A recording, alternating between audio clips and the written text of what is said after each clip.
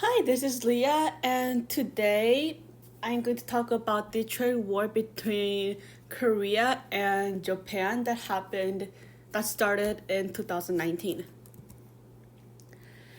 So, in 2019, Japanese limited the export of fluorinated polymerides and photoresist and hydrogen fluoride, which are essential for Korea's economy. Since Korea's main export items are semiconductors, without those chemicals that Japanese exporting, Korea can produce semiconductors, which will lead to economic crisis in Korea. And Japan claimed that they put restrictions on those chemicals because Japan heard the news that South Korea and North Korea they're developing dangerous weapons that will harm the globe.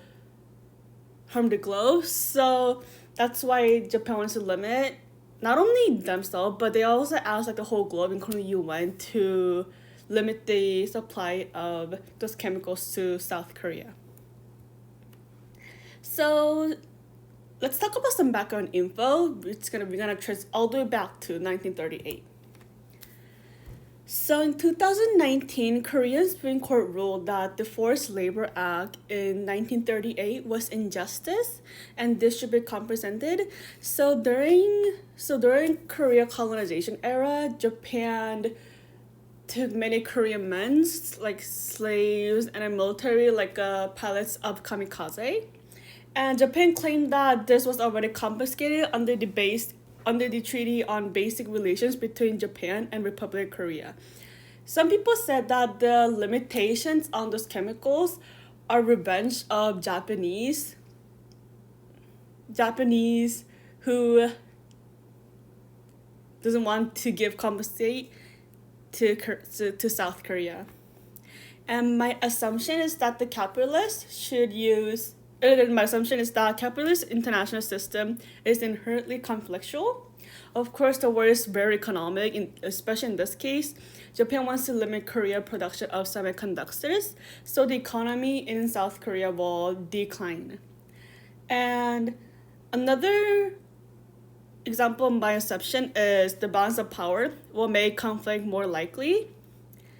Since Japan wants to be the most powerful hegemon of East Asia, they want to lower the economic of the other two neighboring countries such as China and South Korea.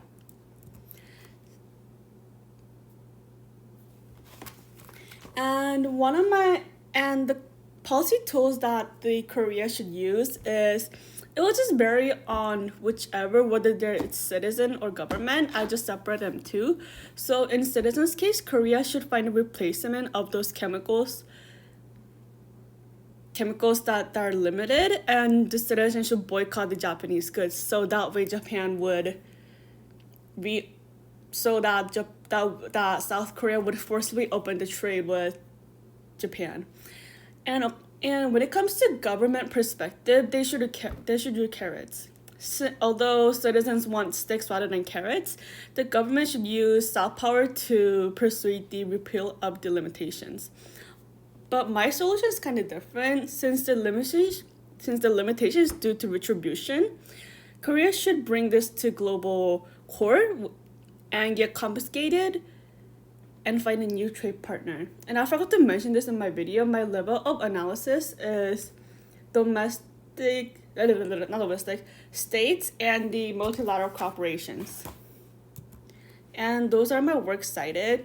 The first one is the news article that I used. And for my academic resources, I used Expanding Spiral of South Korea-Japan Conflict by Park Chol-hee. And of course, textbook, the Snow textbook. Thank you, that's end.